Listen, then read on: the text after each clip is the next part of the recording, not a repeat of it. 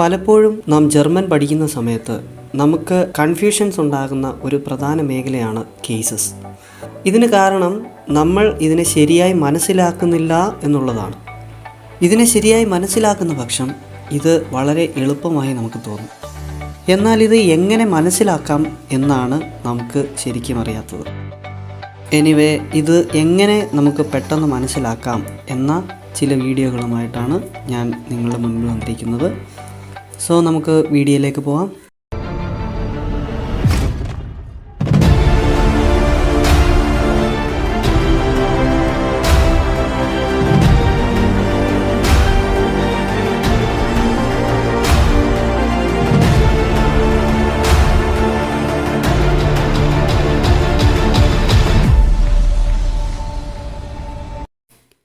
ആദ്യം തന്നെ നമ്മൾ അറിഞ്ഞിരിക്കേണ്ട ഒരു പ്രധാന കാര്യം എന്താണ് കേസ് എന്നുള്ളതാണ്. ഒരു നൗണിന് ഉണ്ടാകുന്ന മാറ്റത്തെയാണ് കേസ് എന്ന് പറയുന്നത്. അതായത് ഒരു കേസ് എപ്പോഴും അഫക്റ്റ് ചെയ്യുന്നത് ഒരു നൗണിനെ ആയിരിക്കും. നമുക്ക് ഒരു എക്സാമ്പിൾ നോക്കാം. Der Hund bellt. നായ കുരയ്ക്കുന്നു. ഇതിനകത്തെ ഡെയർ ഹൂണ്ട് എന്നുള്ളത് നോമിനേറ്റീവ് കേസാണ്. അടുത്ത ഒരു സെൻറ്റൻസ് നോക്കുകയാണെന്നുണ്ടെങ്കിൽ ഇഷ് സേ ദെൻ ഹുണ്ട്. ഞാൻ നായയെ കാണുന്നു. ഇതിലെ ദേൻ ഹുണ്ട് എന്നുള്ളത് ഒരു അക്യുസേറ്റീവ് കേസാണ്. ഇഷ് ഗേബെ ദേം ഹുണ്ട് ഐൻ ചോക്കളാടെ. ഞാൻ നായയ്ക്ക് ഒരു ചോക്ലേറ്റ് കൊടുക്കുന്നു. ഇതിനകത്തെ ദേം ഹുണ്ട് എന്നുള്ളതാണ് ഡാറ്റീവ് കേസ്. അടുത്ത ഒരു സെൻറ്റൻസ് ദസ് ഫെൽ ദസ് ഹുണ്ടസ് ഈസ്റ്റ് വൈഷ്. നായയുടെ രോമം സോഫ്റ്റാണ് അല്ലെങ്കിൽ മൃദുവാണ്. ഇതിലെ ദസ് ഹുണ്ടസ് എന്നുള്ളതാണ് ജനറ്റീവ് കേസ്. നമ്മൾ ഈ 4 സെൻറ്റൻസുകളും എടുക്കുകയാണെന്നുണ്ടെങ്കിൽ തന്നെ നമുക്ക് ഇതിൽ കേസുകൾക്ക് വരുന്ന വ്യത്യാസം മനസ്സിലാക്കാൻ സാധിക്കും. ഇതിലെ എല്ലാത്തിലും നമ്മൾ ഒരേ നൗൺ തന്നെയാണ് എടുത്തിരിക്കുന്നത്. അതായത് ഡർ ഹുണ്ട്.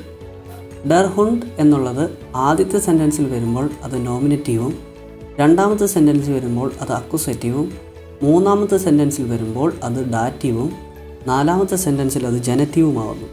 ഈ 4 കേസുകളിലും നമ്മൾക്ക് കാണാൻ സാധിക്കുന്നത് ഒരു നൗണിന് വരുന്ന വ്യത്യാസമാണ്. അതായത് ആർട്ടിക്കിളിന് വരുന്ന വ്യത്യാസം. സോ ഒരു സെൻറ്റൻസിൽ ഒരു കേസ് മാറുമ്പോൾ അതിൻ്റെ ആർട്ടിക്കിളിനാണ് ചേഞ്ച് വരുന്നത്. ഇത് എങ്ങനെയാണ് നോമിനേറ്റീവും അക്യുസേറ്റീവും ഡാറ്റീവും ജനറ്റീവും ഒക്കെ ആകുന്നത്, എന്തുകൊണ്ടാണ് അതിൻ്റെ പൊസിഷൻ മാറുന്നത് എന്നീ കാര്യങ്ങളാണ് നമ്മൾ ഈ വീഡിയോ വഴി പറഞ്ഞു തരാൻ പോകുന്നത്.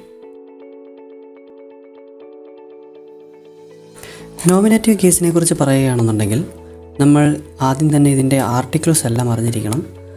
എന്താണ് നോമിനേറ്റീവ് അക്യുസേറ്റീവ് ഡാറ്റീവ് ആർട്ടിക്കിൾസ് എന്നുള്ളത്. ഇനി അറിയാത്തവർക്കായി നമ്മൾ പ്രത്യേക ഒരു വീഡിയോ ചെയ്യുന്നതായിരിക്കും. സോ ആദ്യം തന്നെ നോമിനേറ്റീവ് കേസിലേക്ക് നമുക്ക് കടക്കാം.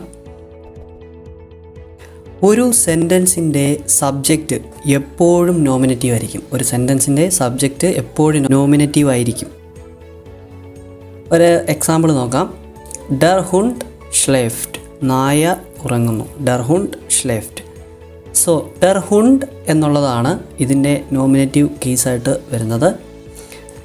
വേറൊരു എക്സാമ്പിൾ നോക്കുവാണെങ്കിൽ ഡി കാറ്റ്സെ ഈസ് സ്യൂസ്. പൂച്ച വളരെ സ്വീറ്റാണ് എന്നാണ്. സോ ഇതിനകത്തെ ഡി കാറ്റ്സെ എന്നുള്ളത് നോമിനേറ്റീവാണ്. അടുത്തത് ദസ് ബുക്ക് ഈസ് ഇൻട്രസൻറ്റ്. The book is very interesting. Book വളരെ രസകരമാണ്. ദാസ് ബുക്ക് എന്നുള്ളതാണ് ഇതിൻ്റെ അകത്തെ നോമിനേറ്റീവ് എന്ന് പറയുന്നത്. സോ ഒരു സെൻറ്റൻസിൻ്റെ സബ്ജക്റ്റ് എപ്പോഴും നോമിനേറ്റീവ് കേസായിരിക്കും. അടുത്തത് ഒരു സെൻറ്റൻസിൽ സൈൻ വെർബ് വരുവാണെന്നുണ്ടെങ്കിൽ അത് നോമിനേറ്റീവ് ആയിരിക്കും. ഒരു സെൻറ്റൻസിൽ സൈൻ വെർബ് വരുവാണെന്നുണ്ടെങ്കിൽ അത് നോമിനേറ്റീവ് ആയിരിക്കും. കുറച്ച് എക്സാമ്പിൾ നോക്കാം. ഇഷ് ബിൻ മ്യൂഡെ. I am tired. ഞാൻ ക്ഷീണിതനാണ് എന്നുള്ള അർത്ഥമാണ്. ഇവിടെ സൈൻ വെർബ് കോൺജുഗേറ്റ് ചെയ്ത ബിൻ വന്നതുകൊണ്ട് തന്നെ ഈ സെൻറ്റൻസ് മൊത്തത്തിൽ നോമിനേറ്റീവായിട്ട് നമ്മൾ പരിഗണിക്കണം. അതേപോലെ തന്നെ മറ്റൊരു എക്സാമ്പിൾ നോക്കുകയാണെന്നുണ്ടെങ്കിൽ ദു വിസ്റ്റ് ഫ്രോയിൻലിഷ്, യു ആർ ഫ്രണ്ട്ലി, നീ വളരെ ഫ്രണ്ട്ലിയാണ്. ഇതിനകത്തും വരുന്നത് ബിസ്റ്റ് എന്നുള്ള സൈൻ വെർബിൻ്റെ കോഞ്ചുഗേഷനാണ് നീ വളരെ ഫ്രണ്ട്ലിയാണ് എന്നുള്ള അർത്ഥം വരുന്നത്. അതേപോലെ തന്നെ നമ്മൾ വേറൊരു എക്സാമ്പിൾ നോക്കുകയാണെന്നുണ്ടെങ്കിൽ വി ആർ സിന്ത് ഗ്ലൂക്ലിഷ്, വി ആർ വെരി ഹാപ്പി എന്നുള്ള അർത്ഥമാണ്, ഞങ്ങൾ വളരെ ഹാപ്പിയാണ് എന്നുള്ള അർത്ഥം വരുന്നു. ഇതും സിന്ത് എന്ന് വരുന്നതുകൊണ്ട് തന്നെ നോമിനേറ്റീവായിട്ട് തന്നെ കൺസിഡർ ചെയ്യുന്നു എന്നുള്ളതാണ്. ഇതിനകത്തുള്ളൊരു പ്രത്യേകത എന്താണെന്ന് വെച്ച് കഴിഞ്ഞാൽ സൈൻ വെർബ് വരുവാണെന്നുണ്ടെങ്കിൽ അതിൻ്റെ ഒബ്ജക്റ്റായിട്ട് വരുന്നത് മിക്കവാറും ഒരു അഡ്ജക്റ്റീവോ അല്ലെങ്കിൽ ഒരു നൗണോ ആയിരിക്കും. ഫോർ എക്സാമ്പിൾ നമ്മൾ നേരത്തെ എടുത്തു തന്നെ എടുക്കുകയാണെന്നുണ്ടെങ്കിൽ ഇഷ് ബിൻ മ്യൂഡെ, ഇഷ് ബിൻ മ്യൂഡെ എന്ന് പറഞ്ഞു കഴിഞ്ഞാൽ ഞാൻ ക്ഷീണിതനാണ്. മ്യൂഡെ എന്നുള്ളത് ഒരു അഡ്ജക്റ്റീവാണ്. അതേപോലെ തന്നെ വേറൊരു സെൻറ്റൻസ് എടുക്കുകയാണെന്നുണ്ടെങ്കിൽ ദസ് ഈസ്റ്റ് മൈൻ ഫ്രോയിൻഡ്, അത് എൻ്റെ ഫ്രണ്ടാണ്. ദസ് ഈസ്റ്റ് മൈൻ ഫ്രോയിൻഡ്, അത് എൻ്റെ ഫ്രണ്ടാണ്. അടുത്ത ഒരു വെർബാണ് വേർഡൻ എന്ന് പറയുന്നത്. വേർഡൻ എന്ന് പറഞ്ഞു കഴിഞ്ഞാൽ ടു ബിക്കം എന്നുള്ള അർത്ഥമാണ്. വേർഡൻ എന്ന വെർബ് ഡോയിഷിൽ 3 രീതിയിലാണ് ഗ്രാമാറ്റിക്സിൽ യൂസ് ചെയ്യുന്നത്. വേർഡൻ എന്ന് പറഞ്ഞു കഴിഞ്ഞാൽ ടു ബിക്കം മെയിൻ വെർബായിട്ട്, അതേപോലെ തന്നെ ഹിൽസ് വെർബായിട്ട് ഇത് യൂസ് ചെയ്യുന്നുണ്ട്. ഹിൽസ് വെർബായിട്ട് യൂസ് ചെയ്യുന്നത് ഒന്ന് ഫുത്തൂർ ഐൻസിലും രണ്ടാമത് പാസീവ് വോയിസിലുമാണ് വേർഡൻ യൂസ് ചെയ്യുന്നത്. ഇപ്പോൾ ഈ സിറ്റുവേഷനിൽ നമ്മൾ നോമിനേറ്റീവ് വരാൻ സാധ്യതയുള്ള ഏറ്റവും കൂടുതൽ സാധ്യതയുള്ള ഒന്ന് എന്ന് പറയുന്നത് ഫോൾ വെർബായിട്ട് യൂസ് ചെയ്യുമ്പോഴാണ്. ഫോൾ വെർബായിട്ട് യൂസ് ചെയ്യുമ്പോൾ 100% അത് നോമിനേറ്റീവ് തന്നെയായിരിക്കും. ചില എക്സാമ്പിൾ നോക്കാം. എർ വിർഡ് ലേറർ, he is becoming a teacher. ഇത് ഒരു പ്രസൻറ്റ് കണ്ടിന്യൂസിലാണ് ഇത് നമ്മൾ പൊതുവെ ഇത് നമുക്ക് മനസ്സിലാക്കേണ്ടത്. അതായത് ഹീസ് ബിക്കമിങ്, ടീച്ചർ ആയിക്കൊണ്ടിരിക്കുന്നു എന്നുള്ള അർത്ഥമാണ്. അതായത് ഇപ്പോൾ അദ്ദേഹം ടീച്ചറാവാൻ പഠിച്ചുകൊണ്ടിരിക്കുന്നു എന്നുള്ള ഒരു അർത്ഥമാണ്. സോ അടുത്ത ഒരു എക്സാമ്പിൾ നോക്കുകയാണെങ്കിൽ വി ആർ വേർഡൻ ഫ്രോയിൻഡെ, നമ്മൾ ഫ്രണ്ട്സ് ആയിക്കൊണ്ടിരിക്കുന്നു. We are becoming friends. അടുത്തത് സി വിർഡ് മ്യൂഡേ, ഷീ ഈസ് ഗെറ്റിംഗ് ടയേർഡ്, ഞാൻ ക്ഷീണിച്ചുകൊണ്ടിരിക്കുന്നു, ടയേർഡ് ആയിക്കൊണ്ടിരിക്കുന്നു എന്നുള്ള അർത്ഥമാണ്. അടുത്തത് ദാസ് വിർഡ് ഇൻട്രസൻറ്റ്, ദാറ്റ് ഈസ് ബിക്കമിങ് ഇൻട്രസ്റ്റിംഗ് എന്ന് വെച്ചാൽ അത് ഇതുവരെ ഇൻട്രസ്റ്റ് അല്ലായിരുന്നു, ഇപ്പം ഇൻട്രസ്റ്റിംഗ് ആയിക്കൊണ്ടിരിക്കുന്നു എന്നുള്ളൊരർത്ഥത്തിലേക്ക് വരും.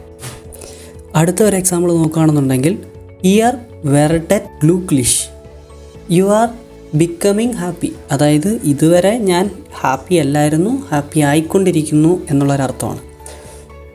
സോ വേർഡൻ എന്ന് പറഞ്ഞ ഈ വെർബും നോമിനേറ്റീവാണ്. നോമിനേറ്റീവ് ആവാനുള്ള കാരണം എന്ന് പറഞ്ഞാൽ വേർഡൻ എന്ന് പറഞ്ഞ വെർബ് ഒരിക്കലും ഒരു ഡയറക്റ്റ് ഒബ്ജക്റ്റിനെയോ അല്ലെങ്കിൽ ഇൻഡയറക്റ്റ് ഒബ്ജക്റ്റിനെയോ ഡിമാൻഡ് ചെയ്യുന്നില്ല. ഞാൻ പഠിക്കുന്ന സമയത്ത് എനിക്ക് ഈ വേർഡൻ എന്ന് പറഞ്ഞ വാക്ക് ഒരു അക്വസേറ്റീവാണോ നോമിനേറ്റീവാണോ ജനറ്റീവാണോ എന്നുള്ള കാര്യം അവരുടെ ഭാഗത്തുനിന്ന് പറഞ്ഞു തന്നിട്ടില്ല. ഞാൻ പിന്നീട് ഇത് മനസ്സിലാക്കിയായിരുന്നു. സോ നിങ്ങൾക്ക് ഇത് അറിയാമെന്നുണ്ടെങ്കിൽ നിങ്ങൾ അത് ഇവിടെ മെൻഷൻ ചെയ്യുക. സോ ഒരിക്കൽ കൂടി നമുക്ക് ഇത് നോക്കാം. ഒരു സെൻറ്റൻസിൽ അതിൻ്റെ സബ്ജക്റ്റ് എപ്പോഴും നോമിനേറ്റീവ് ആയിരിക്കും. ഒരു സെൻറ്റൻസിൻ്റെ മെയിൻ വെർബ് എന്ന് പറയുന്നത് സൈൻ ആണെന്നുണ്ടെങ്കിൽ അത് നോമിനേറ്റീവ് സെൻറ്റൻസ് ആയിരിക്കും. അതേപോലെ തന്നെ ഒരു സെൻറ്റൻസിൽ വേർഡൻ എന്ന് പറഞ്ഞ വെർബ് വരുവാണെന്നുണ്ടെങ്കിലും അത് മെയിൻ വെർബ് ടു ബിക്കം എന്നുള്ള അർത്ഥം വരുന്ന രീതിയിലാണ് വരുന്നതെന്നുണ്ടെങ്കിൽ അത് മിക്കവാറും നോമിനേറ്റീവ് ആയിരിക്കും. അടുത്തതായിട്ട് ചില എക്സെപ്ഷൻസ് നോക്കാം. മിയർ വിർഡ് ഹൈസ്, ഐ ആം ഗെറ്റിംഗ് ഹോട്ട്, എനിക്ക് ഭയങ്കരമായിട്ട് ചൂടെടുക്കുന്നു എന്നുള്ള അർത്ഥം വരുന്നതാണ്. ഇതിൻ്റെ സബ്ജക്റ്റ് എന്ന് പറയുന്നത് തന്നെ ഡാറ്റീവിലാണ് സ്റ്റാർട്ട് ചെയ്യുന്നത്. ഓക്കെ, ഇവിടെ നമ്മളിത് തിരിച്ചറിയാൻ വേണ്ടിയിട്ട് വളരെ എളുപ്പമാണ്. ഇത് നമ്മൾ ഡാറ്റീവ് കേസ് എന്താണെന്ന് അറിഞ്ഞാൽ തന്നെ ഇത് എന്തുകൊണ്ട് ഇങ്ങനെ ഇവിടെ വന്നു എന്ന് നമുക്ക് മനസ്സിലാവും. ഫോർ എക്സാമ്പിൾ, നിങ്ങൾ ഒരാൾക്ക് ഒരു ഗിഫ്റ്റ് കൊടുക്കുന്നു എന്ന് വിചാരിക്കാം. ഗിഫ്റ്റ് കൊടുക്കുന്ന ആൾ നോമിനേറ്റീവും ഗിഫ്റ്റ് സ്വീകരിക്കുന്ന ആൾ ഡാറ്റീവും ആയിരിക്കും. എപ്പോഴും സ്വീകരിക്കുന്ന ആളായിരിക്കും ഡാറ്റീവ്, കൊടുക്കുന്ന ആൾ നോമിനേറ്റീവും ആയിരിക്കും. സോ ഇവിടുത്തെ എക്സാമ്പിൾ എടുക്കുക. മിയർ വിർഡ് ഹൈസ് ഐ ആം ഗെറ്റിംഗ് ഹോട്ട് എന്നുള്ള അർത്ഥമാണ്. ഇവിടെ എനിക്ക് ചൂടെടുക്കുന്നു എന്നാണ് അർത്ഥമെങ്കിൽ തന്നെ ജർമ്മനിൽ ഇത് ചൂട് സ്വീകരിക്കുന്നു എന്ന ഒരു അർത്ഥത്തിലേക്ക് പോകുന്നു. സോ ചൂട് സ്വീകരിക്കുന്നു എന്നൊരർത്ഥത്തിലേക്ക് പോകുന്നത് കൊണ്ടാണ് ഇത് ഡാറ്റീവ് കേസ് ആവാനായിട്ടുള്ള കാരണം. പിന്നെ നമുക്ക് ഇങ്ങനെയും ചിന്തിക്കാം, എനിക്ക് എന്ന് വന്നതുകൊണ്ടാണ് അവിടെ മിയർ വന്നതെന്ന്. എന്നാൽ എനിക്ക് എന്ന് വരുന്ന എല്ലായിടത്തും മിയർ വരാറില്ല. ഫോർ എക്സാമ്പിൾ, എനിക്ക് പട്ടിയെ ഇഷ്ടമാണ് എന്ന് വരുമ്പോൾ മിയർ അല്ല അവിടെ വരുന്നത്, ഇഷാണ്. ഇഷ് മാഗ് ദേൻ ഹുണ്ട്. അടുത്ത ഒരു എക്സാമ്പിൾ നോക്കുകയാണെന്നുണ്ടെങ്കിൽ, ദേം കിൻഡ് വിർഡ് ലാംഗ്വൈലിഷ്, the child is getting bored. അടുത്ത ഒരു എക്സാമ്പിൾ, ഈം വിർഡ് ഷ്ലെക്റ്റ്, ഹീ ഈസ് ഫീലിംഗ് സിക്ക്. അടുത്ത വരാൻ സാധ്യതയുള്ള ഒരു എക്സെപ്ഷൻ എന്താണെന്ന് വെച്ചാൽ, ഒരു സെൻറ്റൻസിൽ പ്രിപ്പോസിഷനോട് കൂടി സ്റ്റാർട്ട് ചെയ്യുന്ന ഒരു നൗണ് ഏത് കേസിലുള്ള പ്രിപ്പോസിഷനെയാണോ ഫോളോ ചെയ്യുന്നത് അതിനനുസരിച്ച് നൗണിൻ്റെ കേസും മാറുന്നു. ദൂർഹ് ദെൻ വാൾഡ്, ഗെബെ ഇഷ് മൈനം ഫ്രോയിൻഡ് ദെൻ കോമ്പസ്. ഇതിനർത്ഥം കാടിനിടയിൽ വെച്ച് ഞാൻ എൻ്റെ ഫ്രണ്ടിന് ഒരു കോമ്പസ് കൊടുത്തു എന്നുള്ള അർത്ഥമാണ്. ഇതിനകത്ത് വരുന്നത് അക്യുസേറ്റീവ് പ്രിപ്പോസിഷനാണ്, ദൂർഹ് എന്നുള്ള അക്യുസേറ്റീവ് പ്രിപ്പോസിഷൻ. അതുകൊണ്ട് തന്നെ ഡർ വാൾഡ് എന്നുള്ളത് ദേൻ വാൾഡായിട്ട് മാറുന്നു, ദൂർഹ് ദേൻ വാൾഡ്. അടുത്ത എക്സാമ്പിൾ, നാഹ് ദെം ഫ്രൂസ്റ്റൂക്ക് ഗേബെ ഇഷ് മൈന ഷ്വസ്റ്റർ ഐനൻ അഫേൽ. ഇതിനകത്ത് വരുന്ന പ്രിപ്പോസിഷൻ ഒരു ഡാറ്റീവ് പ്രിപ്പോസിഷനാണ്, നാഹ്. നാഹ് ദേം ഫ്രൂസ്റ്റൂക്ക്, ദസ് ഫ്രൂസ്റ്റൂക്കാണ്, അത് ദേം ഫ്രൂസ്റ്റൂക്കായിട്ട് മാറുന്നു. ഞാൻ എൻ്റെ ബ്രേക്ക്ഫാസ്റ്റിന് ശേഷം എൻ്റെ ഷെസ്റ്ററിന് ഒരു ആപ്പിൾ കൊടുത്തു എന്നാണ് ഇതിനർത്ഥം. സോ ഒരു സെൻറ്റൻസിൻ്റെ ആദ്യം നോമിനേറ്റീവ് ആയിരിക്കും എങ്കിൽ തന്നെ സെൻറ്റൻസിൻ്റെ തുടക്കം ഒരു പ്രിപ്പോസിഷനോട് കൂടിയാണ് സ്റ്റാർട്ട് ചെയ്യുന്നതെങ്കിൽ ആ പ്രിപ്പോസിഷൻ ഏത് കേസിനെയാണോ ഫോളോ ചെയ്യുന്നത് അതിനനുസരിച്ച് ആ സെൻറ്റൻസിൻ്റെ നൗണിന് ആർട്ടിക്കിളിൽ വ്യത്യാസം ഉണ്ടാകുന്നു. ഡർ വാൾഡ് ദേൻ വാൾഡായിട്ട് മാറുന്നു.